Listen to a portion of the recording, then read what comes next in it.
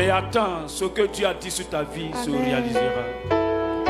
Ne promène pas les regards inquiets, mais porte tes regards vers celui qui a fait les cieux et la terre. Celui-là qui a un plan pour toi, celui-là qui a une destinée pour toi.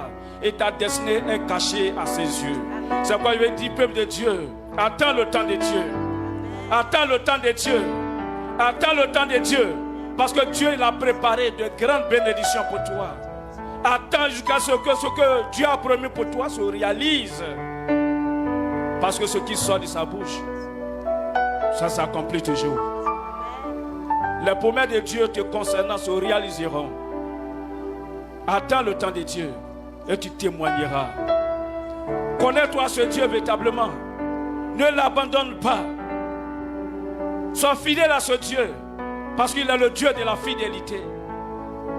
Il est capable d'éteindre tes limites. Il est capable de te sortir du trou dans lequel peut-être tu te trouves. Il est capable de te sortir de la maladie dans laquelle parce que tu traînes. Il est le Dieu tout-puissant. Il est le Dieu de la restauration. Il est le Dieu de guérison. Il est le Dieu de bénédiction. Il est le Dieu d'élévation. Il est le Dieu de miracles. Attends le temps de Dieu et tu témoigneras. Car il est le Dieu. C'est pas un homme pour mentir, ni le fils d'un homme pour se repentir. Ce qui sort de la bouche de Dieu a toujours un accomplissement. Il t'a positionné à la tête. Même si aujourd'hui tu penses que tu es derrière, il a les moyens enfin de te placer à la tête. Parce qu'il est Dieu. Il est Dieu, il ne change pas. Même si les hommes t'ont condamné, mais il est celui qui libère. Même si tu as été condamné au célibat, mais il est celui qui donne le mariage. Si tu as été condamné à la malédiction, il est celui qui donne la bénédiction, qui met fin à la malédiction, afin de nous positionner dans la bénédiction. Il est Dieu, il est présent. Et ce Dieu qui est présent dans notre vie, il fera éclater sa gloire dans notre vie. C'est pourquoi je demande d'acclamer ce Dieu qui nous donne la victoire. Ce Dieu qui te donne la victoire ce matin. Ce Dieu qui règne dans ta vie. Il est le roi des rois, le Seigneur des seigneurs. Il est Dieu incomparable. Il est l'alpha, l'oméga. Jeunesse, que Dieu vous bénisse. Que Dieu vous bénisse. Mais avant toute chose, on va prier pour le Canada. Que cette terre d'accueil, cette terre d'hospitalité demeure sur cette terre. Et que Dieu donne la sagesse, Dieu donne l'orientation aux gouvernants, afin que cette nation demeure toujours comme elle a été. Élevons la voix, prions dans le nom puissant de Jésus. Père, nous te bénissons, nous te rendons gloire, nous te confions, Seigneur, cette nation. Dieu, une nation d'accueil, une nation de bénédiction, est une nation de prospérité, notre Père. Nous voudrions, éternel Dieu, que ta main soit sur le Canada, afin qu'elle demeure toute cette terre d'accueil, cette terre de bénédiction, et que Dieu, tu donnes la sagesse, tu donnes, Seigneur Dieu, l'intelligence à notre Père, aux gouvernants, afin de diriger cette nation dans sa prospérité, dans le nom de Jésus. Et que tout plan contraire, notre Père, à ton plan pour cette nation, soit détruit dans le nom de Jésus. Que ce ton plan se réalise pour cette nation. Que la loi et le nôtre reviennent au nom de Jésus. Amen. Amen. Que le nom de l'Éternel soit glorifié.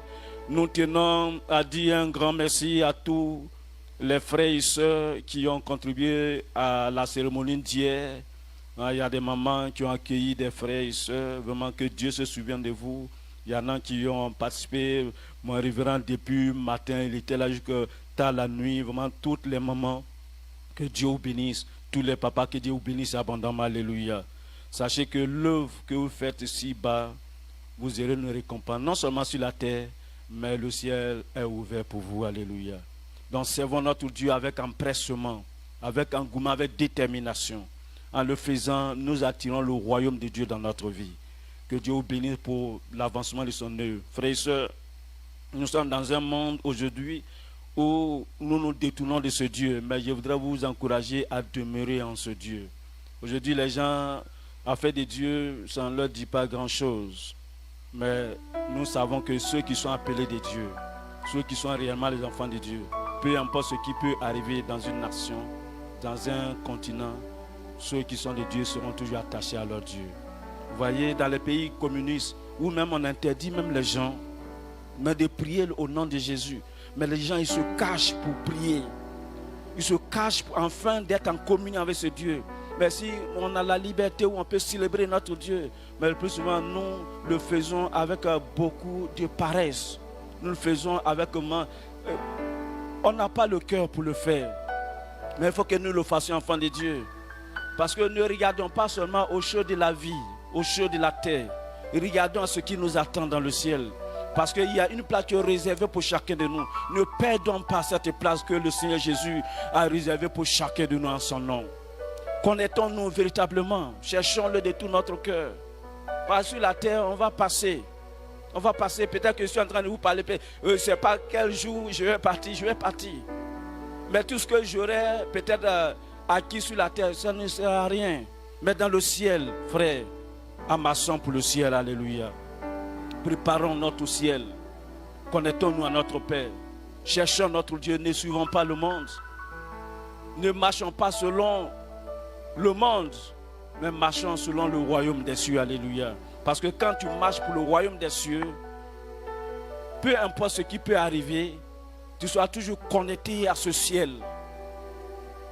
Tu porteras tous tes regards vers ce ciel. Là où tu es quitté. Nous sommes sur la terre, mais nous n'appartenons pas à cette terre. Un jour viendra, chacun de nous, on va s'en aller. Mais est-ce qu'on sera dans notre repos? Cherchons à préparer notre repos, enfants de Dieu. Que la paresse ne nous éloigne pas de notre Dieu. Que le travail ne nous éloigne point de notre Dieu. Que nos enfants ne nous éloignent point de notre Dieu. Que notre mariage ne nous éloigne point de notre Dieu. Il y a des gens qui viennent à l'église à cause de mariage. Quand ils ont eu mariage, c'est fini. L'église là, même, maintenant, ils ne connaissent même plus le chemin de l'église. Il y en a qui cherchent un enfant. Quand Dieu a opéré le miracle, ils disent que mes enfants me fatiguent trop. Quand ils vont à l'église, ils n'écoutent rien, n'entendent rien. Mais si tu n'entends rien, viens dans la maison de Dieu. Il faut que tu donnes tes enfants à Dieu. Parce qu'en réalité, ce n'est pas tes enfants. On va prier pour la parole de Dieu. Le thème, le bâton de Dieu. Père, nous te bénissons, nous te rendons gloire. Merci, éternel notre Dieu, de ce que ce matin encore tu vas nous enseigner. Parce que nous savons que ta parole est la vérité, ta parole est la source de la vie. Ta parole, notre Dieu, sa révélation nous éclaire. Éclaire-nous, notre Père, par ta parole. Et illumine nos vies par ta parole, dans le nom puissant de Jésus. Amen. Amen. Quand on va dans Exode chapitre 4, verset 2, Exode chapitre 4, verset 2, l'Éternel lui dit, qu'as-tu dans ta main? Il répondit, un bâton. Alléluia. La Bible déclare que Moïse, il était en train de faire paître les troupeaux de son beau-père Jéthro. Et pendant qu'il faisait paître ces bêtes-là, c'est alors que Dieu va lui apparaître. Quand Dieu va lui apparaître, lui-même, il se détournait pour voir, parce qu'il voyait le buisson ardent, mais il voyait que les herbes là ne brûlaient pas. Il voyait le feu, mais les herbes étaient intactes. Donc il va se détourner, se cacher pour voir. C'est alors que Dieu va l'appeler. Dieu va lui demander, mais qu'as-tu à la main? Il va dire, c'est un bâton. Et Dieu va lui dire, jette ce bâton. Quand il va jeter le bâton, au lieu que ce soit bâton, le bâton va se transformer en serpent. Et Dieu va lui dire, saisis-le par la queue. Et quand il va saisir, le serpent va redevenir bâton dans la main de Moïse. Et quand on lit l'histoire de Moïse, au fini, le bâton de Moïse va devenir le bâton de Dieu. Alléluia. Le bâton de Moïse va devenir le bâton de Dieu. Et c'est quoi le bâton? Un bâton, c'est un morceau de bois. Quand on coupe un morceau de bois qui peut être droit. Et ça a vraiment des significations, le bâton. Vous allez voir, pour ceux qui ont visité les villages, qui sont nés dans les villages, ils vont se rendre compte que à un moment donné de leur vie, les vieilles personnes, pour se déplacer, elles vont avoir besoin d'un bâton, d'où on appelle la canne. Vraiment, c'est nécessaire, ça permet à ces vieilles personnes de s'appuyer dessus pour pouvoir marcher. Donc, c'est un appui. Le bâton a une signification. C'est un appui afin de pouvoir vraiment marcher. Le bâton, ça sert à guider. Généralement, quand on veut traverser un coup d'eau et qu'on ne connaît pas la profondeur de ce coup d'eau-là, souvent on a le bâton et ça nous sert de guide pour ne pas que nous tombions dans l'eau, que nous soyons emportés. Ça permet aux gens de pouvoir se guider. Le bâton, ça permet aussi de frapper. Soit quand tu as un bâton dans la main que les animaux veulent te fatiguer, souvent au village, là, les animaux là, vont venir envahir ta maison avec les bâtons qu'on les chasse. Le bâton, ça permet aussi de se défendre. Et les vieux là, dans les villages, généralement, les petits enfants les fatiguent tellement. Et c'est leur bâton là, ça permet de chasser mais les enfants le plus souvent. Donc le bâton, ça permet de se défendre.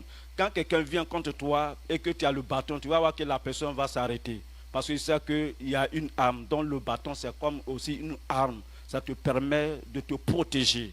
C'est vraiment capital. Et le bâton a symbole d'autorité. Pour ceux qui connaissent un peu les anciens présidents d'Afrique, là, Mobutu, il avait sa canne là, c'est un bâton, mais c'est un symbole d'autorité. Le plus souvent, les gens d'autorité, là, ils ont aussi leur bâton, leur canne dans leurs mains. Tu vas les voir, partout où ils vont passer, ils ont ça en main. C'est le symbole d'autorité. Alléluia. Donc, frères et sœurs, dans la vie de Moïse, le bâton était au départ un simple outil de berger.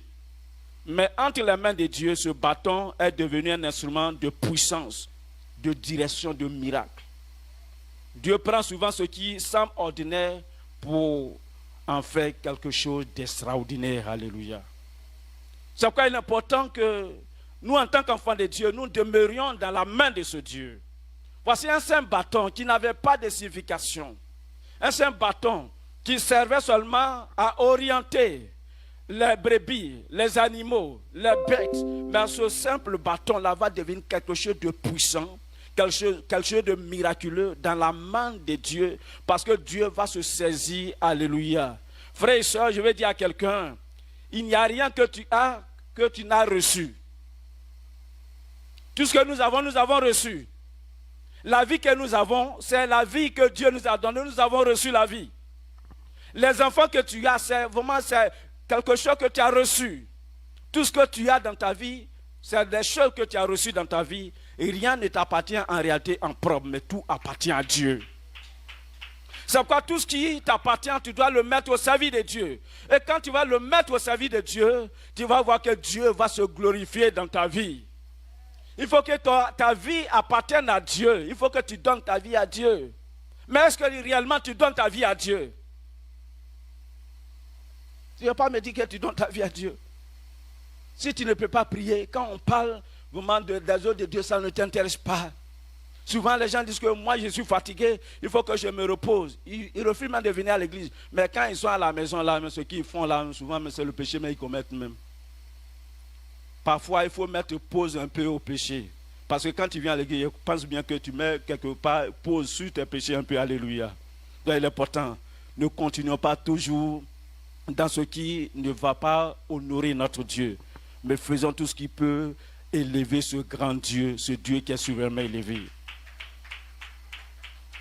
La signification spirituelle du bâton, symbole d'autorité spirituelle, Moïse n'était pas seulement un berger d'animaux, mais Dieu l'appelait à être un berger d'âme. Alléluia. Frères et sœurs, vous voyez ce thème-là que je suis en train de débattre, c'était un jour, un programme des mamans. Et je pense que c'est Maman Zoro qui a médité, qui a donné vraiment l'exhortation ce jour-là, où elle parlait de Jacob. Jacob qui partait, qui fuyait, il n'avait rien dans sa main, il avait seulement qu'un bâton. Et quand il revenait, il va déclarer, je suis parti avec un bâton, mais je reviens avec des tribus. Alléluia. Le bâton qu'il est parti avec, ce bâton-là a ouvert le chemin pour lui. Ce bâton-là a permis la gloire de Dieu dans sa vie.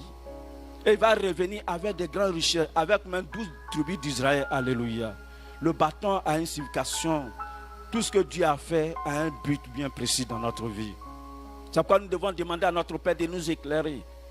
Même ta femme qui est à côté de toi, elle n'est pas là pour le simple fait de faire des enfants ou avoir du plaisir.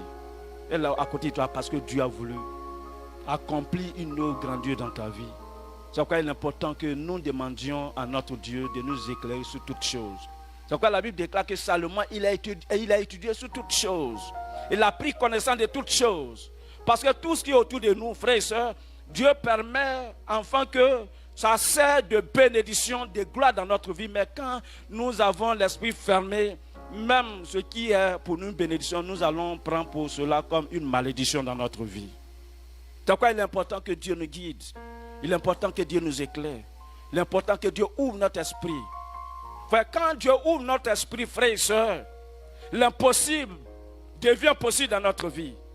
Voilà, la Bible déclare que Agar, quand elle était égarée dans le désert où il va voir plus d'eau, où il va voir l'eau, mais la Bible déclare que quand l'ange de l'Éternel va ouvrir les yeux d'Agar, et sur le champ, elle va voir un puits devant elle. Nous avons besoin que notre esprit soit ouvert. Nous avons besoin que Dieu ouvre nos yeux.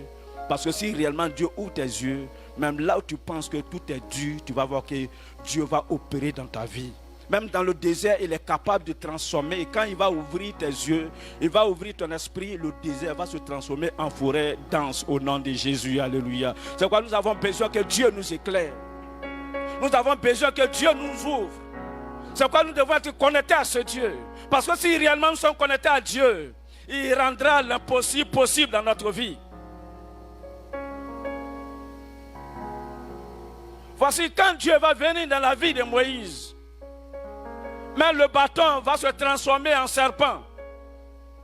Dieu est en train de lui dire, avec moi tout est possible. Dieu est en train de lui faire savoir qu'avec Dieu, frères et sœurs, le bâton peut devenir un instrument de miracle, un instrument de bénédiction. Quand Dieu descend dans notre vie, frère, il est capable de changer notre destinée. Lui qui était devenu en tant que berger, et là aussi, par rapport à son exhortation, il a préparé 2 messages.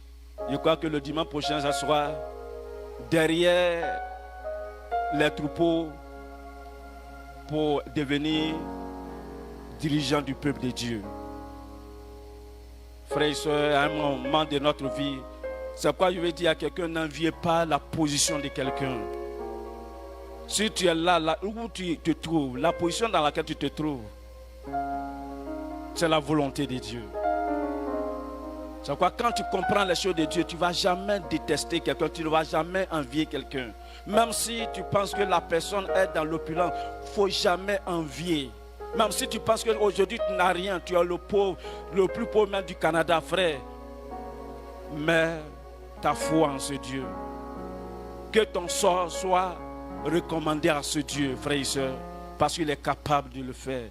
Il dit du fumier, il relaie l'indigent afin de le faire asseoir les grands de ce monde. Il est capable de le faire. Et quand vous lisez même la parole de Dieu, la plupart des gens qui avaient été élevés, c'est des gens même qui étaient dans la boue, des gens même que les gens ignoraient, que les gens n'accordaient aucun crédit, que les gens n'accordaient aucune considération. C'est eux que Dieu va se saisir de leur vie afin de faire éclater sa gloire dans leur vie. Dieu est capable de changer ta destinée parce qu'il est Dieu. C'est nos pensées qui bloquent la main de Dieu. C'est nos compréhensions des choses qui empêchent Dieu d'agir dans notre vie. Sinon, Dieu, il est au-delà de nos pensées. Il est au-delà de nos capacités. Il est au-delà de tout ce que nous pensons pouvoir faire. Mais quand nous sommes limités, Dieu n'est pas limité parce qu'il est Dieu. Ne limitons pas notre Père, mais faisons-lui confiance. Car ce qu'il a désiré pour nous, il le fera dans le nom de Jésus. Le bâton dans sa main représentait l'autorité que Dieu lui confiait pour délivrer Israël. Quand Dieu nous confie une mission, il nous donne aussi l'autorité nécessaire pour l'accomplir. Alléluia. Si Dieu t'a confié une mission, il te donnera les moyens nécessaires. Il te donnera les possibilités, les ressources nécessaires afin d'accomplir la mission qu'il t'a donnée. Si Dieu t'a donné en tant que père de famille, c'est lui qui t'a appelé et qui t'a fait de toi père de famille. Même si aujourd'hui tu n'as pas les ressources nécessaires pour que tes enfants soient dans l'épanouissement, mais compte sur ce Dieu, il est capable de le faire. Peu importe la mission, parce que dans le foyer aussi, c'est une mission que nous sommes en train d'accomplir. Parce que Dieu nous a donné enfin d'étendre aussi son royaume à travers les enfants, à travers nos progénitures. Et nous devons accomplir cette mission. Nous devons enseigner nos enfants afin de se connecter à ce Dieu, afin de connaître ce Dieu véritablement. Parce que si réellement nous conduisons nos enfants sur la voie de Dieu, le monde ne pourra pas les influencer. Mais c'est eux qui vont influencer le monde. C'est eux qui doivent impacter le monde par la connaissance, par la puissance de Dieu qui les accompagne. Frère, c'est une bénédiction, un privilège inexprimable d'appartenir à ce Dieu, de le connaître, de marcher dans ses voies.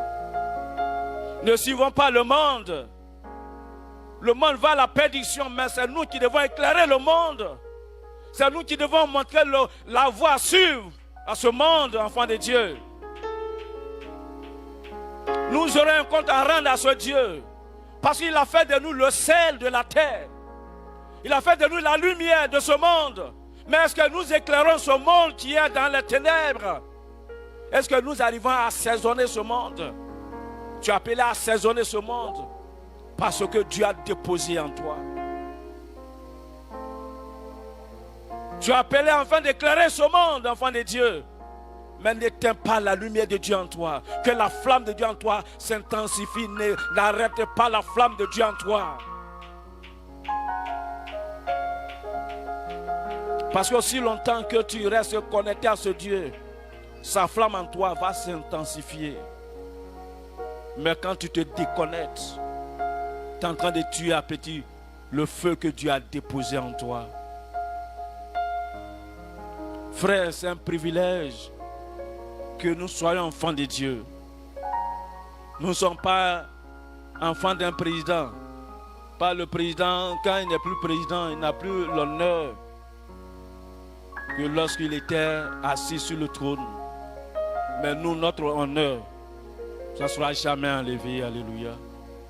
Parce qu'il nous a déjà positionnés comme ses enfants, les élus de Dieu. C'est qu'en tant qu'élus de Dieu, nous devons faire connaître celui qui nous a élus. Celui-là qui est assis sur le trône, Jésus-Christ de Nazareth. Qui intercède, enfant, que tu sois toujours la lumière. Qui intercède, enfant, que tu fasses vraiment éclater son règne dans ce monde. Nous sommes appelés, enfin, de faire connaître Jésus-Christ, le ressuscité, celui qui donne la vie là où il y a la mort. Celui qui restaure des vies là où tout est bousillé. Il est celui qui établit la vie des hommes, des femmes. Il est celui qui renouvelle quand nous n'avons plus de force.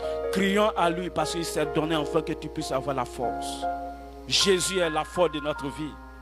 Il est la source de notre vie. Il est tout pour nous. Exode 4, verset 17 dit: tu prendras dans ta main ce bâton, avec lequel tu feras des signes.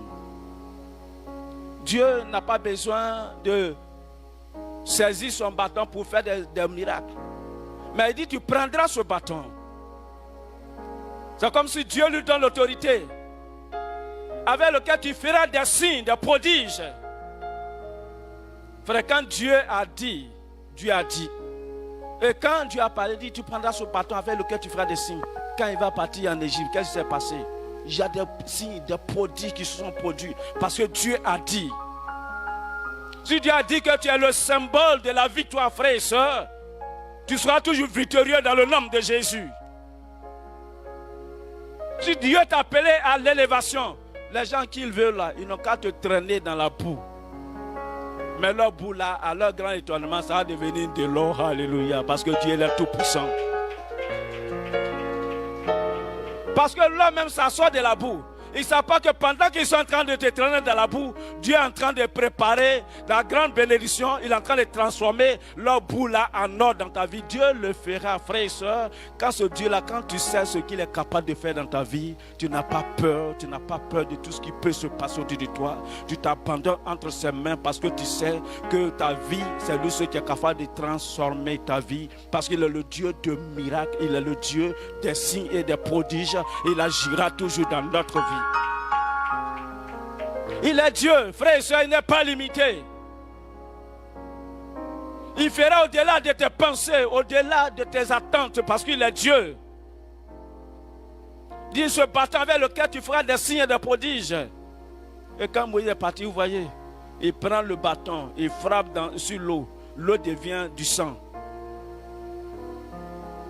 Jusqu'au dernier moment, quand il va tendre, quand le peuple de Dieu était poursuivi par son ennemi, quand il va tendre le bâton sur la mer, la Bible déclare que la mer va se scinder en deux.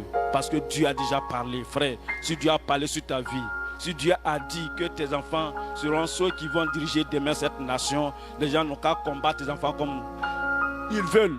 Ils n'ont qu'à décider de tuer tes enfants, mais ils ne pourront jamais les tuer parce que Dieu a déjà positionné, il a déjà un plan dans leur vie. Quand Dieu il a un plan dans ta vie, rien ne peut te tuer. Quand Dieu a décidé de te positionner, frères et sœurs, personne ne peut t'abaisser. Quand Dieu a décidé d'opérer des signes dans ta vie, des signes vont t'accompagner toute ta vie. Et les gens sauront que ton Dieu, il est vivant, qu'il est le Dieu qui n'a pas changé. Le Dieu de Moïse, c'est le même Dieu que tu es en train d'adorer ce matin. Et ce que Dieu a fait dans la vie de Moïse, Dieu est capable de réitérer encore dans ta vie parce qu'il est Dieu. Nous les hommes, nous sommes limités. Le plus souvent, notre puissance là, ça s'arrête. Mais la puissance de Dieu, elle est éternelle. Le pouvoir de Dieu, il est éternel. Le règne de Dieu dans notre vie, ce règne-là est éternel. Le bâton, c'est un instrument de direction, d'orientation. Le bâton du berger sert à ramener les brebis, corriger leur trajectoire et les protéger contre le danger. Psaume 23, verset 4 dit, ta houlette, ton bâton me rassure. Le roi du bâton, ça permet de donner l'assurance. Ça permet d'orienter. Le bâton, ça nous donne une trajectoire.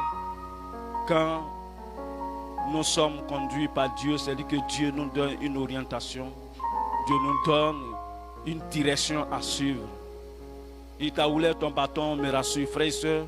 Le plus souvent, Dieu permet des situations dans notre vie. Le plus souvent, Dieu, il nous corrige. Quand il nous parle que nous n'écoutons pas, il nous laisse dans la souffrance. Afin que nous sachions que la voie que nous avons empruntée n'est pas la meilleure. Que la meilleure des voies, c'est celle que Dieu donne. D'accord, le plus souvent, Dieu, il nous frappe, il nous frappe. Parce que quand il a parlé, il a parlé. Le plus souvent, ce n'est pas le temps de Dieu et puis on est pressé. Parce que ma soeur s'est mariée, moi aussi, je vais me marier afin que les gens sachent que moi aussi je suis là. Tu vas aller tomber sur un dragon. Après, tu vas pleurer. Parce qu'on peut avoir la forme humaine, mais on n'est pas forcément humain. Hein? Je vous le dis. On peut voir une personne, on veut dire, voilà cette personne qui est bien, mais est-ce que c'est ce que Dieu a décidé pour toi? Est-ce que c'est ce que Dieu a voulu pour toi? C'est pourquoi nous devons laisser Dieu nous corriger. Il y a des gens, ils pleurent parce qu'ils disent que Dieu, mais il n'est pas fait comment. Pourquoi Dieu ne m'attend pas? Quelque part, Dieu est en train de te donner une orientation. Mais c'est pourquoi il est important de toujours avoir la pensée de Dieu. Il faut toujours chercher à comprendre la pensée de Dieu. Parce qu'il y a des situations qui peuvent arriver. On peut dire que c'est Satan. Frères et sœurs, tout n'est pas forcément Satan. Mais Dieu peut permettre des situations dans notre vie afin de nous ouvrir les yeux pour nous éclairer. Il y a des gens qui avaient donné toute leur vie parce qu'ils sont sortis d'une maladie. Il y a des gens qui ont consacré leur vie à Dieu parce qu'ils ont traversé des moments difficiles. Peut-être que les moments que c'est en train de passer, Dieu est en train de te parler. Il faut laisser Dieu te parler. Il faut écouter la voix de ton Dieu. Et il le fera dans ta vie. Il t'accordera réellement ce qu'il désire pour toi. Le plus souvent, nous voulons des choses. Mais est-ce que c'est la volonté de Dieu? Il est important de toujours vouloir la volonté de Dieu, de suivre la voie de Dieu. Parce que quand tu comprends réellement le langage de Dieu, que tu marches avec Dieu, c'est quoi David a dit? Il dit, quand bien même que je marcherai dans la vallée de l'homme de la mort, je ne crains aucun mal. Quand tu comprends ce Dieu, quand tu sais réellement ce qu'il est capable de faire dans ta vie, même quand on te dit que tu vas mourir aujourd'hui, tu rends gloire à ton Dieu. Alléluia. Quand même tu es abandonné, tu rends gloire à ce Dieu. Quand tu n'as plus de force, que tu ne peux plus continuer, tu rends gloire à ce Dieu. Parce que quand nous n'avons plus de force, c'est alors que Dieu il commence à se manifester dans notre vie. Quand nous n'avons plus d'issue, c'est alors que Dieu ouvre un chemin pour nous parce qu'il est celui qui ouvre le chemin quand tout sont fermés dans notre vie.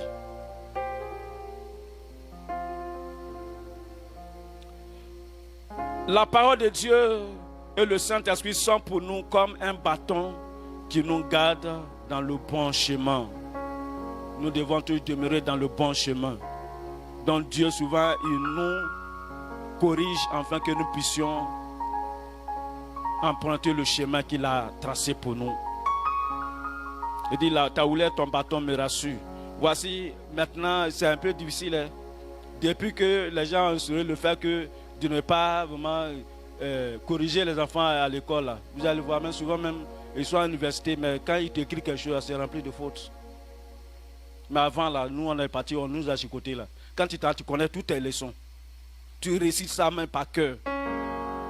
Et puis quand tu vas écrire aussi, là, tout est propre. Parce que tu connais les règles de grand-mère, orthographe, tout ça. Mais aujourd'hui, là, souvent, à cause de SMS, là, même, maintenant, quand ils écrivent, ça fait peur. Souvent, même, tu lis, mais tu ne comprends rien dedans. Frère, la liberté, c'est bon. Hein? Mais nous, là, on a besoin de correction. Alléluia. Parce que quand il n'y a pas de correction, là, c'est le libertinage. C'est compliqué. On a besoin d'être corrigé. Aujourd'hui, là même, les enfants, ils font quelque chose, tu ne peux pas parler.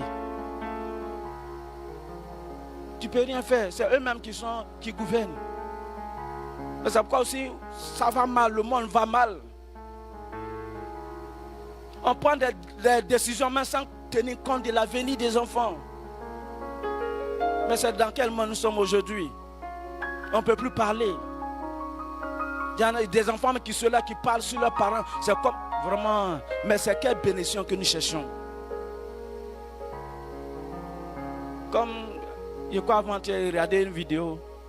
Il y a un homme de Dieu qui a fait sortir une fidèle de l'église.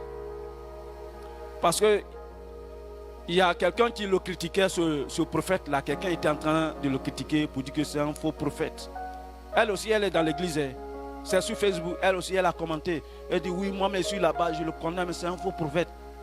Quelqu'un, il est faux là-bas. Elle s'en va prier là-bas. Et elle est partie prier. Le prophète l'a arrivé. Il dit, venez la prendre. Parce qu'elle me dit que moi, je suis faux prophète. Elle fait quoi si chasser la puis ils l'ont chassé. Souvent, nous attirons nous-mêmes la malédiction sur nos vies. La personne, toi-même, tu sais que c'est une fois personne, mais tu fais quoi encore avec ces personnes? Tu n'as pas besoin d'aller encore là-bas. Tu n'as pas besoin. C'est pourquoi le plus souvent, on prie, on n'a pas l'exaucement de nos prières, parce que notre cœur n'est pas réellement attaché à Dieu. Souvent, on ne sait pas ce que nous, on veut dans notre vie. Mais toi-même, tu sais déjà que la personne, tu dis que la personne est une fausse personne, mais tu fais quoi avec cette personne? C'est bénédiction tu cherches ou bien c'est malédiction tu cherches? C'est ça la réalité des chrétiens aujourd'hui. Une telle personne, tu vas aller t'asseoir là-bas, tu vas prier, tu ne vas jamais avoir la bénédiction. Parce que ton cœur même n'est pas avec la personne. Toi-même, tu as un cœur faux. Parce qu'elle est fausse, c'est parce qu'elle est là. Parce qu'une bonne personne, si tu dis que la personne est fausse, tu ne vas plus aller là-bas. Et c'est comme ça même la vie des chrétiens aujourd'hui. Ils sont là en train de critiquer leurs frères. Mais quand ils le voient, ils vont aller donner à collage comme s'ils l'aiment jusqu'à finir. Mais c'est l'hypocrisie réelle même qui est là. On cherche la bénédiction, ayons un cœur pur, ayons un cœur sincère, soyons des vrais. Une personne vraie ne va jamais rater sa bénédiction. Mais souvent là, on joue double jeu. Quand il te voit, il te dit que moi je t'aime trop mon frère, je t'aime trop ma soeur. Mais quand il tourne le dos, il dit lui là il est maudit. Mais malédiction que tu donnes là, ça va retomber sur toi-même. Et tu vas voir que lui sera toujours béni dans le nom de Jésus. Frères, soyons vrais, soyons sincères, aimons-nous d'un amour de Dieu. Aimons-nous d'un amour sincère. Si réellement nous sommes sincères avec nous-mêmes, Dieu nous bénira. Il y a des bénédictions, souvent on n'a pas besoin de chercher. Ce sont nos attitudes qui attirent la gloire, la bénédiction, le règne de Dieu dans notre vie. Ce sont nos comportements qui attirent, frères et sœurs, ayons des attitudes d'enfants de Dieu, vraies. Parce que Moïse, il était sincère. C'est pourquoi Dieu va utiliser ce qui est dans sa main pour glorifier son nom. Parce que Moïse, il était dans l'amertume quand il voyait ses frères être battus comme esclaves. Il était meurtrier en lui-même. Il ne pouvait pas accepter. Mais aujourd'hui, quelqu'un, pendant que les gens sont en train de te critiquer là, il est en train de rire avec eux. Mais moi, il lui dit non, moi, il ne peut pas être comme ça. Je suis sûr du peuple hébreu, donc il ne peut pas permettre que mon peuple soit maltraité. Il ne peut pas accepter que mes frères soient battus de la sorte. Il va se lever pour défendre ses frères. Parce qu'il avait un amour, un cœur d'amour. Et à cause de cela, Dieu va saisir ce qui est dans sa main pour donner gloire à son nom, frères et sœurs. Si ton cœur est rempli d'amour divin, même ta main sera un instrument de gloire pour ce Dieu. Sois un des vrais chrétiens, enfants de Dieu. Ne suivons pas le monde. Aujourd'hui, on entend tellement de choses dans l'église et il y a beaucoup qui sont découragés. Mais que faisons-nous pendant ce temps? Nous, en tant qu'enfants de Dieu, nous devons nous mettre à genoux pour prier. Pour prier. C'est pourquoi nous devons prier. Frères et sœurs, servir Dieu, il y a tellement de tentations. C'est pourquoi il est important que vous priez pour les hommes de Dieu. Parce qu'à un moment de la vie, tellement que les gens sont tentés. Moi-même, je vous dis, il y a des gens même, dès qu'ils me contactent, je les bloque. Sur Facebook, là, il y en a même des féticheurs, des mystiques qui me contactent. Moi, je les bloque parce que moi, j'ai le Dieu qui est au-dessus de tout Dieu. Je n'ai pas besoin de quoi que ce soit. Nous avons le Dieu véritable. On n'a pas besoin d'aller chercher autre chose. Et vraiment, il y a tellement de tentations. C'est pourquoi vous allez voir qu'à un moment donné de leur vie, il y a beaucoup d'hommes de Dieu qui ont dévié. Parce que la pression est telle que finalement ils acceptent pour les biens de ce monde, pour la gloire. Mais moi, je n'ai pas besoin de gloire. Je cherche mon ciel. Et je veux que chacun de nous puissions aller un jour pour être dans la gloire de notre Dieu. On n'a pas besoin de quoi. Tous ceux qui me connaissent, mais à faire d'argent, ils ne sont pas dedans. Moi et ma femme, on travaille. Pour notre nécessaire, là, on arrive à souvenir à nos besoins. C'est parce que même c'est à cause des dépenses de l'église, sinon on n'allait même pas faire de France. Parce que je ne suis pas là pour de l'argent. Pour ceux qui me connaissent, ils le savent. Mais quand on a commencé ce ministère, on ne faisait même pas offrande. L'après même les jeudis, nos programmes en semaine, on ne fait pas d'offrande. Ils ne cherchent pas la gloire, mais cherchent le ciel. Que chacun de notre objectif, que ce soit le ciel que nous cherchons. Parce que nous allons souffrir sur la terre. Il faudrait que la souffrance soit éphémère et que nous puissions aller nous reposer dans le ciel. C'est ça qui doit être l'objectif de chacun de nous. C'est qu'on devons marcher dans la voie de Dieu, dans la direction de Dieu. Le bâton est aussi un outil de soutien dans les épreuves. Dans les moments difficiles, un bâton aide à avancer et à ne pas tomber. De façon spirituelle, c'est la foi qui devient notre appui au milieu des tempêtes de la vie.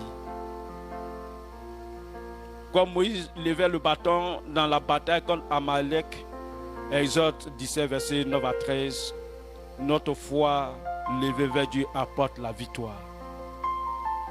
Le bâton, ça doit être notre foi que nous levons vers ce Dieu. Et si réellement nous levons notre foi vers ce Dieu, la victoire nous appartiendra toujours. La Bible déclare, lorsque le peuple de Dieu était au combat, Moïse, il était sur la montagne, il levait le bâton. Quand il levait le bâton, c'était la victoire dans le camp de Dieu. Mais quand sa main était un peu appesantie, quand il descendait sa main, l'ennemi avait la victoire. Mais la Bible déclare qu'ils vont aller soutenir sa main. Et la victoire a été donnée au peuple de Dieu. Frères et sœurs, Dieu est avec nous. Et si Dieu est avec nous, sa victoire nous accompagnera toujours. Si nous marchons dans la voie de Dieu, si nous écoutons ce Dieu et que nous marchons dans la direction qu'il a tracée pour chacun de nous. Parce que Dieu a un chemin pour chacun de nous. Il a un chemin qu'il a tracé. C'est pourquoi ne marche pas dans le chemin de quelqu'un d'autre. Si Dieu a t'appelé enfin de réussir dans le commerce, demeure dans le commerce. Si Dieu t'a appelé de réussir dans n'importe quel domaine, ne suis pas. C'est pourquoi j'aime beaucoup ces musulmans, parce que moi j'ai beaucoup côtoyé les musulmans. Ils ne font jamais rien sans avoir consulté, sans avoir demandé l'orientation. Parce que quand tu as l'orientation de Dieu, frères et sœurs, coûte que coûte, tu vas réussir dans ce que tu vas entreprendre.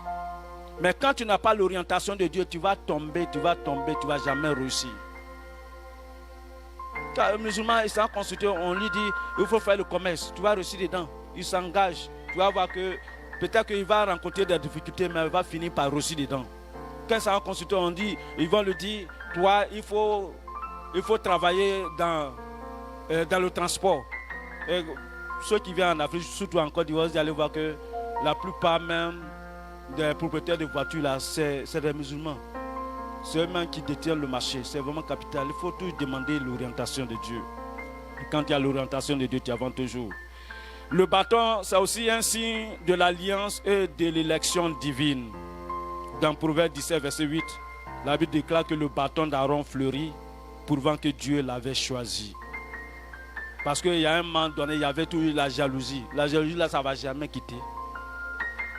Entre les serviteurs de Dieu, les gens disaient, pourquoi toujours c'est Aaron, pourquoi tout c'est Moïse? Et Dieu va dire, celui que moi je vais choisir, voilà ce que vous allez faire. Mettez tous vos bâtons, parce qu'ils avaient leur verge, ils déposaient. Mais quand ils ont déposé, Dieu va dire, celui que je vais choisir, c'est lui que son bâton va fleurir. Alléluia. Quand ils ont déposé, c'était le bâton, la verge d'Aaron qui va fleurir. Donc le bâton, c'est le symbole du choix de Dieu. C'est le symbole que tu es élu par l'Éternel notre Dieu. Toi qui es assis ici ce matin, Dieu, il t'a choisi, alléluia. Et comme il t'a choisi, ils te combattront, mais ils ne te vaincront point, parce que tu es le choix de Dieu. Toujours les choix de Dieu sont toujours vainqueurs dans le nom puissant de Jésus. Et Dieu t'a déjà choisi, frères et sœurs. C'est pourquoi tu es l'objet de combats. C'est pourquoi tu es l'objet de jalousie, de méchanceté. Mais tout ce que les gens feront contre toi, frères et sœurs, c'est la défaite qu'ils vont récolter dans le nom de Jésus. Parce que la victoire de Dieu se manifeste toujours dans la vie de ses enfants que nous sommes. Quand Dieu nous appelle, frères et sœurs, il confirme son choix par des signes par des signes véritables dans notre vie. Frère, je vais dire que vraiment, Dieu l'a démontré qu'il est avec nous, qu'il est toujours là. On a été toujours l'objet de combats, mais Dieu a été toujours là. Mais rappelez-vous un peu le temps qu'on a passé pendant Covid, ce n'était pas évident. Il y a beaucoup d'églises qui avaient été fermées, mais Dieu était là. Dieu a permis que nous puissions encore être là. Il avait été même prophétisé contre nous que nous, on serait fermés. Mais ceux qui ont dit ça aujourd'hui, là, ils nous suivent en ligne. Ils sont dans l'étonnement. Pour dire qu'il peut parler, mais il y a un seul qui annule la parole des hommes. C'est l'Éternel des armées, ce Dieu que nous adorons. C'est pourquoi je vais dire, fais confiance à Dieu. Les gens peuvent te maudire, ils peuvent parler mal contre toi, ils peuvent maudire tes enfants. Mais cela ne sera rien si Dieu n'a pas cautionné. Mais c'est toi que Dieu a déjà cautionné. Et comme il t'a cautionné, il ne va jamais cautionner les dits des autres. Alléluia. Parce que tu as accepté le Seigneur Jésus. En acceptant le Seigneur Jésus et en le confessant publiquement, enfant de Dieu, la malédiction passée, la malédiction présente, la malédiction future, tout a été annulé par Jésus-Christ de Nazareth. C'est pourquoi tout ce qu'ils feront contre toi ne prospérera pas, mais toi tu avanceras toujours dans la victoire dans le nom puissant de Jésus. C'est pourquoi quand tu sais ces choses, tu ne peux pas t'éloigner de ce Dieu qui t'a déjà racheté. Il a déjà payé pour toi. Tu dois le servir de toute ta vie, de tout ton cœur. Parce qu'il a déjà payé pour toi, afin que toi tu sois célébré dans la victoire. La défaite, c'est pour tes ennemis. La honte, la frère, ce n'est pas pour toi, ma soeur, mais c'est pour tes ennemis. Parce qu'ils vont se lever, c'est vrai, il faut qu'ils se lèvent, afin qu'ils sachent que ton Dieu, il est rien, qu'il est vivant. Il est celui qui défend ses enfants que nous sommes. C'est pourquoi connectons-nous à ce Dieu véritablement. Parce qu'il est rien, il n'abandonne pas. Le bâton peut être aussi un instrument de jugement et de discipline. Comme il dit avant à l'école, là, c'était la discipline. Mais maintenant, les élèves frappent leurs enseignants. Vous voyez, Dieu là, il est fidèle, il est tellement bon. Il est comme vous ne voulez pas qu'on corrige les enfants. Maintenant, les enfants qui vont corriger même les enseignants. C'est ça. Dieu là, souvent, il permet certaines choses pour que nous puissions penser un peu. À l'école, là, les enseignants, ils souffrent. Hein? Ils souffrent fort. C'est pourquoi ceux qui enseignent maintenant, ce n'est pas facile. Hein? Ce n'est pas facile d'enseigner maintenant là. Parce que les enfants, ils sont tellement devenus autre chose. Tu ne fais pas attention, il va se lever, il va te frapper. Mais tout ça, c'est la société aussi qui est à la base. On a donné la liberté. On est certes libre, mais il faut savoir vivre cette liberté-là. Il faut canaliser, il faut orienter cette liberté-là. Il dit aux enfants qu'ils sont capables de faire toutes choses. Maintenant, quand les enfants font quelque chose à l'école, ils vont convoquer les parents. Mais vous avez donné la liberté, laissez les enfants maintenant. Mais c'est quelle vie ça? On dit une chose, on dit le contraire. On veut une chose, on veut le contraire. Vous dites que les enfants ont la liberté de laisser les enfants. Maintenant, quand les enfants font quelque chose à l'école, ne convoquez pas les parents.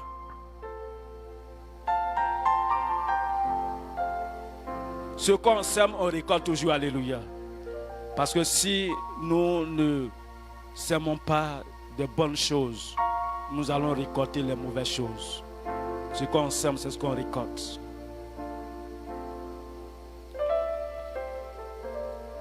Ésaïe dit, verset 5, appelle l'Assyrien le bâton de ma colère. Comme je le dis, le bâton, ça peut être un élément de jugement, de discipline. Le bâton permet de discipliner les animaux qui veulent changer de direction. Ça leur donne d'avoir une bonne, de demeurer toujours dans la direction que le berger veut. Donc Dieu, le plus souvent, il nous discipline par des situations, des événements, afin que nous puissions tous demeurer dans sa voie. Parce qu'il y a des gens, ils demandent mariage, mais dès qu'il y a mariage, c'est fini. Ils cherchent la bénédiction, mais dès qu'ils ont la bénédiction là, ils ont oublié qu'il y a Dieu qui est la source de leur bénédiction. Les leçons que nous devons retenir en tant qu'enfants de Dieu, ce que tu as dans ta main, Dieu peut l'utiliser. Qu'est-ce que tu as dans ta main? Il y a quelque chose dans ta main que Dieu veut utiliser. L'autorité spirituelle vient de Dieu, pas de notre force personnelle. Nous devons le savoir. Toute autorité que nous pouvons avoir l'autorité sur les sorciers, ça c'est Dieu qui nous donne. Avoir le pouvoir, l'autorité sur les méchants, c'est Dieu qui nous donne. Et c'est Dieu seul qui est à l'origine de toute puissance dans notre vie. La foi doit être exercée, pas seulement possédée. Vous voyez, il avait son bâton, lui-même il ne savait pas ce que le bâton devait servir à faire. Mais Dieu va réveiller son esprit et il va comprendre que le bâton dans sa main était capable de l'amener à faire toutes sortes de miracles. Donc frères et sœurs, tu as le pouvoir de Dieu, tu as la foi, mais il faut que tu arrives à exercer ta foi. Il y a des gens qui disent que moi je crois en Dieu, mais c'est dans les épreuves on se rend compte que en réalité ils ne croient pas en Dieu. Ils disent qu'ils croient, tu vas les voir, mais à l'église, là, ils sont les premiers à sauter, à danser. Mais quand il y a une petite situation qui arrive là, ils abandonnent. Ils disent que Dieu n'existe plus. La foi, ce n'est pas seulement dans les moments de joie. Au contraire, c'est dans les épreuves qu'il faut exercer sa foi. C'est dans les pleurs qu'il faut exercer sa foi. C'est dans la stérilité qu'il faut exercer sa foi. C'est dans la maladie qu'il faut exercer ta foi. Quand tu es malade, mais par la foi, tu déclares que je suis guéri. Et quand tu vas le dire, par foi, tu vas voir que Dieu va faire disparaître cette maladie qui est en toi, qui te fatigue. Ne vois pas la situation qui est devant toi, mais vois la promesse de Dieu dans ta vie. Par la foi, et possède. Frère, nous avons un instrument de puissance, de miracle, d'autorité avec nous. C'est cette foi qui va ouvrir les portes dans ta vie. Tu vas décanter les situations dans ta vie. Tu vas changer ta destinée. Si tu crois véritablement, tu verras dans le nom de Jésus. Dieu confirme toujours son appel par des preuves tangibles. Quand Dieu t'a appelé, il te le confirme par les petits détails, par des situations dans lesquelles il va te sortir, par les épreuves dans lesquelles il va toujours te donner le soutien nécessaire. Quand Dieu appelle, il confirme toujours. C'est quoi vraiment? Si Dieu t'a appelé véritablement à faire une œuvre, Dieu va toujours le confirmer. Par groupe musical, que Dieu vous bénisse. Tout le monde n'est pas là, que Dieu vous bénisse abondamment. Le groupe de Sherbrooke, ils disent qu'ils ont un programme, ils vont confirmer, ils vont vous inviter, alléluia. Parce que vous avez assuré, alléluia. Frère, Dieu nous a donné des talents. Peu importe le talent que Dieu t'a donné. Mais quand tu vas exercer, tu vois que Dieu va te donner, tu vas exploser dans le nom de Jésus. Mais si tu dois avec là, tu vas mourir avec. Et il y a beaucoup de personnes qui sont mortes avec des talents. Pour finir, frères et sœurs, je voudrais dire que le bâton de Moïse était un simple bout de bois. Mais entre les mains de Dieu, il est devenu un instrument de miracle, un instrument de délivrance, un instrument de direction. Aujourd'hui, ton bâton peut être ton talent. Ton bâton dans ta main, frère, ma soeur, c'est le talent que Dieu t'a donné. Si tu sais parler, Dieu t'a donné de pouvoir évangéliser, mais tu fais quoi avec? Si tu sais chanter, Dieu t'a donné enfin de toucher des cœurs, mais qu'est-ce que tu fais avec? Si tu sais intercéder, Dieu t'a appelé enfin que tu puisses intercéder. Parce que chaque personne a son talent. Il y a des gens, ils vont pouvoir intercéder 24 heures sur 24 heures. Mais il y en a aussi là, ils vont prendre la prière, peut-être 15 minutes, 5 minutes, ils ont fini. Chacun a son talent. Si Dieu t'a appelé à intercéder, il faut que tu intercèdes. Quand tu vas intercéder, c'est dans ça que la gloire de Dieu va se manifester dans ta vie. Dieu, il a déposé en chacun de nous un talent. Si tu peux exhorter un frère, une soeur, il faut que tu le fasses. En le faisant, Dieu va se glorifier dans ta vie. Si tu peux encourager quelqu'un, il faut le faire. Mais souvent, Dieu nous a donné. Si tu peux réconcilier, il faut que tu arrives à le faire. Mais souvent, on est là, on assis, on dort avec ce que Dieu nous a donné. Il y a des gens, quand il va voir par là, quand il va arriver, il suffit seulement de dire un seul mot. Et puis la situation est réglée. Mais il y en a qui dorment avec. Ce n'est pas seulement venir prendre le micro pour parler. Dieu a donné à chacun de nous un talent. Il y a des gens, il suffit seulement de te dire, viens, on va le prier. Les gens ne peuvent pas résister. Mais ils ne le font pas. Qu'est-ce que tu as dans ta main? Dieu veut utiliser ce qui est en toi afin de donner gloire en son nom. Ce qui était dans la main de Moïse a fait de Moïse celui qu'aujourd'hui encore on parle de lui. C'est le plus grand prophète. Et celui à travers lequel Dieu a opéré beaucoup de miracles. Et ces miracles sont venus par rapport à ce qu'il avait dans sa main. Qu'est-ce que tu as dans ta main, enfant de Dieu? Les gens sont capables. Voici le pasteur qui était là, qui a donné le message hier, qui ont payé même, il a dit quoi même? C'est pratiquement basilique même, ils ont payé. Il n'a pas payé seul. Il y a des gens qui ont investi. Mais il y a des gens, même quand on va tout le temps dire, contribuer à l'achat de ce bâtiment qu'on veut, ils ont l'argent, ils sont assis dessus. Ils ne vont même pas faire sortir même $1000. Pour eux, c'est beaucoup. Alors que ils sont assis. Il y a des gens, souvent, quand vous les voyez, vous allez croire que c'est des pauvres, c'est des riches, ils sont assis dessus. Mais tant que tu n'investis pas pour le royaume de Dieu, tu ne peux pas voir la gloire de Dieu. Parce qu'on investit pour le royaume de Dieu, pour notre avenir, pour l'avenir de nos enfants, pour notre ciel. Il y a des gens, c'est pourquoi les musulmans sont tellement bénis. Parce qu'un seul peut se lever et bâtir une mosquée. Frères et sœurs, nous devons investir pour le royaume de Dieu. C'est pourquoi tu dois t'engager dans l'œuvre de Dieu. Qu'as-tu dans la main, peuple de Dieu? Dieu te demande aujourd'hui de lui confier ce que tu as. Aussi simple que cela paraisse, pour qu'il l'utilise pour sa gloire. Alléluia. Dieu t'appelle aujourd'hui. Est-ce que tu es prêt à lui donner ce que tu as? Parce qu'en réalité, il n'y a rien que tu possèdes qui a été quelque chose qui t'appartient en propre. Tout appartient à Dieu. Ta vie appartient à Dieu. C'est pourquoi tu dois donner ta vie à Dieu. Est-ce que ce matin, tu es prêt à donner ta vie à Dieu? Parce que donner sa vie à Dieu, frères et sœurs, c'est s'engager dans l'avancement de l'œuvre de Dieu. Si tu peux venir balayer à l'église, il faut venir le faire. Si on dit qu'il y a un événement que tu peux préparer, il faut le faire. Il y a des gens qui disent, la spécialité, c'est ça, c'est la nourriture. Ben, tu vas leur donner un piment, tu vas leur donner une aubergine, un poisson. Mais quand ils vont préparer, tu vas manger la même là, c'est doux comme ça. Maman, que Dieu te bénisse. Maman, aimez comment que Dieu vous bénisse. Alléluia. Que ces femmes-là qui contribuent, à chaque fois qu'il y a un événement, ces femmes-là préparent, que Dieu se souvienne de vous et qu'il ne manque jamais de nourriture dans vos maisons, dans le nom puissant de Jésus. Que Dieu vous bénisse en abondance et que la lumière de Dieu vous accompagne toutes choses. Vous avez quelque chose avec vous. Ne dormez pas avec ce que vous avez, enfant de Dieu. Ne dormez pas, réveillez ce que Dieu a déposé en vous. En le faisant, Dieu va vous élever, alléluia. Comme il a élevé Moïse. Si tu mets ton talent, ce que tu as dans ta main, si réellement tu mets au service de Dieu, Dieu va t'élever. Dieu va faire de toi une personne very importante, alléluia. Tu seras une VIP, alléluia. Parce que c'est Dieu qui rend VIP. Je te dis ce matin que tu as une VIP dans le nom de Jésus.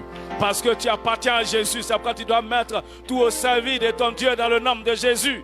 Nous devons donner notre vie à Dieu. Notre vie, c'est Dieu qui nous a donné. Nous devons donner cette vie à Dieu. C'est Dieu qui nous a donné le temps. Nous devons donner ce temps à Dieu. Nous devons donner le temps à Dieu. Il y a des gens qui sont capables de se mettre devant les écrans. Ils peuvent faire même 8 heures de temps. Mais pour prier 1 heure de temps, là, c'est beaucoup. Il y a des gens, ils connaissent tout. Surtout avec les films en anglais. Ils connaissent tout. Ça ne sort même pas, mais ils connaissent déjà le titre. Mais tu vas leur demander quels sont les livres qui composent la Bible, là, ils ne connaissent pas. Pourtant, ils sont à l'église, ça fait 20 ans, 15 ans. Et comme ça, là, souvent, on dit que Dieu ne me répond pas. Mais qu'est-ce que tu fais pour que Dieu ne te réponde pas? On se tient debout, on prie pour la parole de Dieu. Que ce que Dieu a déposé en chacun de nous, que nous l'utilisions pour la gloire de son nom. Il faut que tes enfants, tu les donnes à Dieu. La Bible déclare que quand Anne va donner Samuel à Dieu, Dieu va multiplier sa grâce dans sa vie. C'est alors qu'elle va encore faire des enfants et des enfants. Tu penses que tu n'as rien, mais le peu que tu as, si réellement tu donnes pour l'avancement de l'œuvre de Dieu, tu vas voir la bénédiction qui va suivre après. Il est le Dieu de la bénédiction. Moïse, il a donné son bâton à Dieu. Ce bâton a servi d'instrument de miracle. Donne ta vie à ton Dieu. Tu vas voir que ta vie sera un instrument de miracle dans le nom puissant de Jésus. Donne tes enfants à Dieu. Tu vas voir que ces enfants, ce sont ceux qui vont être élevés dans cette nation, qui vont diriger cette nation au nom puissant de Jésus. Donne ta maison à ton Dieu. Tu verras que la paix de Dieu accompagnera ta maison. Donne ta main à Dieu. Tu vas voir que lorsque tu vas imposer les mains aux malades, les malades seront guéris dans le nom de Jésus. Que ta bouche soit la bouche de Dieu. Élevons la voix, prions que notre vie soit une vie qui appartient à Dieu, afin que notre vie impacte, influence le monde au nom puissant de Jésus. Père, nous te bénissons, nous te rendons gloire. Merci éternel Dieu notre Père. Nous te donnons notre vie, nous te donnons notre cœur, nous te donnons notre temps, nous te donnons nos enfants, nous te donnons nos maisons. Éternel Dieu, prends nos maisons, prends nos maisons, prends nos vies, prends nos enfants, notre Père, afin que Dieu, nous soyons des instruments pour servir à la gloire de ton nom. Nous soyons des instruments, notre Père, pour t'élever dans le nom de Jésus. Que tous ceux, éternel Dieu, qui donnent leur maison, éternel Dieu, pour servir de moments de prière, de lieux de prière, de lieux d'accueil, notre Père, souviens-toi de bénir-les au nom puissant de Jésus.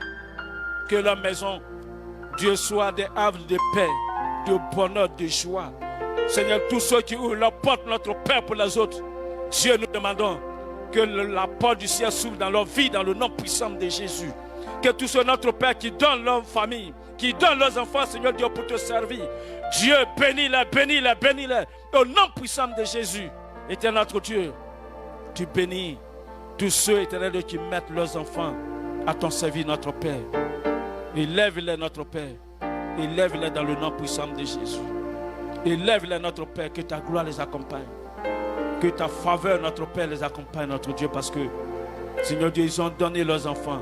Que la réussite, Seigneur Dieu, soit le partage de leurs enfants. Que Dieu, les enfants soient distingués parmi tant d'autres, notre Père. Que ta gloire, Seigneur, les accompagne dans le nom puissant de Jésus. Je sois, viens et prie pour toi. Viens. Père, je vais te louer. Je vais te rendre gloire. Que cet enfant, notre Père, son nom soit grand dans cette nation, partout il passera, notre Père. Surprends, Seigneur Dieu, ses parents, sa famille, surprends cette nation, notre Dieu. Là où, Seigneur Dieu, l'ennemi se mettra devant lui, tu viendras, tu ouvriras le chemin et tu lui donneras, notre Dieu, afin que ton nom soit célébré dans sa vie. Bénis, Seigneur, ses parents. Bénis, éternel Dieu, ses frères et sœurs. bénis, Éternel des armées, sa vie et que sa vie soit un exemple dans le nom puissant de Jésus. Glorifie ton nom dans sa vie, notre Père. Que l'Éternel des armées, ta faveur, Éternel Dieu, soit pour cet enfant. Louange, honneur, célébration à ton nom, au nom puissant de Jésus. Sois béni.